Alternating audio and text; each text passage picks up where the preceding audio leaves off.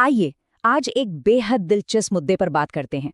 हाल ही में एक वीडियो काफी वायरल हुआ है जिसमें सीएजी यानी नियंत्रक एवं महालेखा परीक्षक की एक ऑडिट रिपोर्ट का हवाला देते हुए सरकारी फंड्स के गायब होने का बहुत बड़ा दावा किया गया है। आज की इस चर्चा में हम सीधे उस मूल स्रोत और उसके दावों की बारीकी से जांच करेंगे ताकि शोर शराबे से दूर असल तथ्यों को समझा जा सके। तो चलिए बिना किसी देरी के सीधे मुद्दे पर आते हैं और शुरुआत करते हैं उस स्रोत मीडियो में किए गए सबसे बड़े और चौंकाने वाले दावे से। 54,000 करोड़ रुपए। जी हाँ, दावा यह है कि इतनी भारी भरकम रकम कथित तौर पर सरकारी खजाने से गायब है और इसका कोई स्पष्ट हिसाब किताब ही मौजूद नहीं है।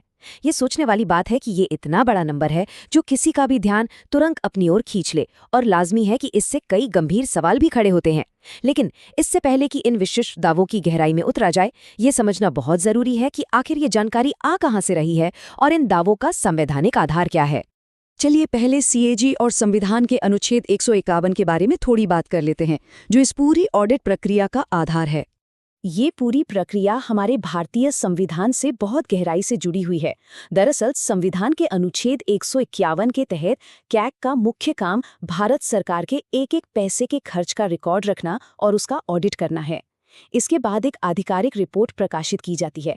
मतलब ये कोई साधारण रिपोर्ट नहीं है, बल्कि एक बेहद अहम और मानक संवैधानिक प्रक्रिया है। और इसी ऑडिट रिपोर्ट के आधार पर उस वायरल सामग्री में 3 बड़े खुलासों का दावा किया गया है।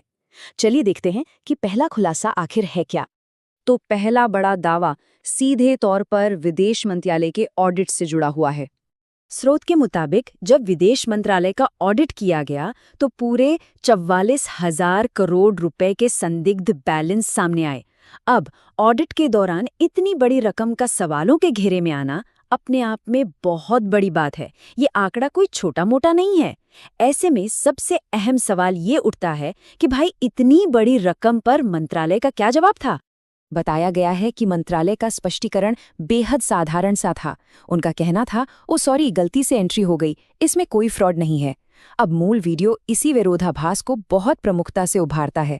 यह सोचने वाली बात है कि एक तरफ 44,000 करोड़ रुपए का विशाल आंकड़ा है और दूसरी तरफ इसे महज एक क्लेरिकल गलती बताकर खारिज किया जा रहा है।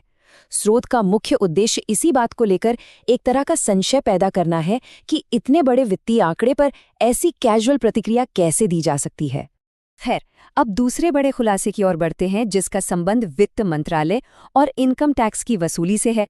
यहाँ एक और दिलचस्प दावा पेश किया गया है।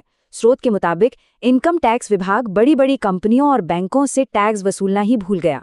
यहाँ जो विरोधाभास है उस पर गौर करने वाली बात है।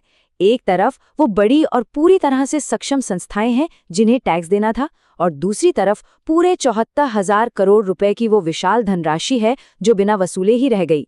इतनी बड़ी राशि का सरकारी खजाने तक ना पहुंचना सीधे तौर पर प्रशासनिक कामकाज के तरीके पर एक बड़ा सवालिया निशान लगाता है, जैसा कि उस मूल सामग्री में जोर देकर कहा गया है। और अब हम वापस लौटते हैं उस 54,000 करोड़ के सवाल पर, जिसका जिक्र बिल्कुल शुरुआत में किया गया था। ये इस पूरे मुद्दे का सबसे बड़ा और अंतिम दावा है। शासन और सरकार की जवाबदेही के नजरिए से देखा जाए तो ये दावा बेहद महत्वपूर्ण हो जाता है। दावा ये है कि सरकार के 15 अलग अलग मंत्रालयों और विभागों ने जन कल्याण के कार्यों के लिए यानी पब्लिक वेलफेयर के लिए 54,000 करोड़ रुपए निकाले। लेकिन हैरानी की बात यह बताई गई है कि आज तक इस भारी भरकम खर्च का कोई भी रिकॉर्ड या हिसाब किताब नहीं दिया गया है।